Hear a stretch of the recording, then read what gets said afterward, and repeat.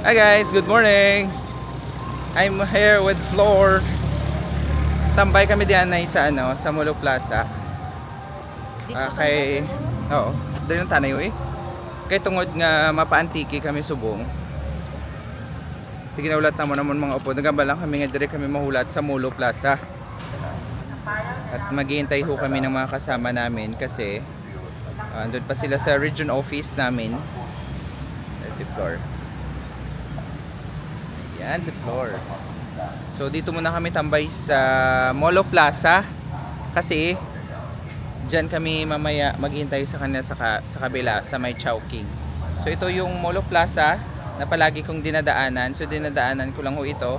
Pero yung gusto pong pumunta dito at magtambay, pwede naman, maraming puno dito. Yung puno ay pakita ko sa inyo.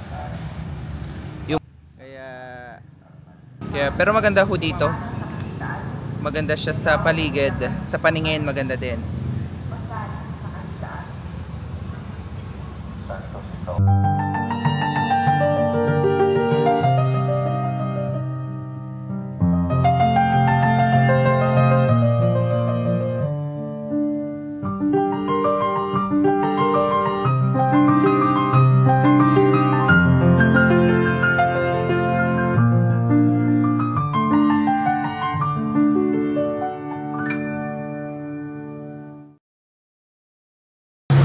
Balon sino bakal siya niya?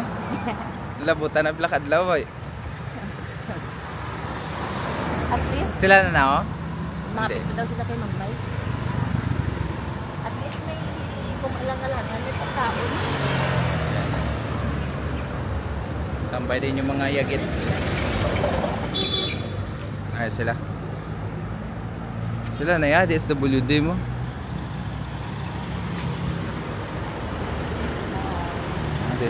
Saka na ka mo, saka. Ang ginagana namian ko bala sa imo ma'am sa mga puro pandesal mo na mo. Sinabawan isda to? Ito to. Yung client mo na Sinabawan isda to? may mabatian tadi nga doon nag-offer bala sa pagkaon mo. Ay, by the way, I have an ear. Ano na? Ensaymada. Wow. You want?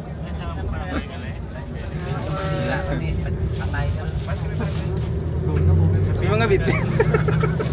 Amo ginamala ko ako mag-ano gani matupad ka sa mga dala pagkaon. Wala ba rin sa inyo? Wala na kayo dito tupad sa Thank you gito. Ensaymada eh. Ano yung ensaymada or ano? Sino ang pinya man eh. Pinya namin mananarin.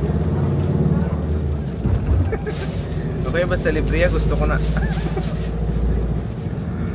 Ay, nako. Dapat ma-orient kita about the background and the parameters of the implementation of the Cash for Work or Resiliency Program.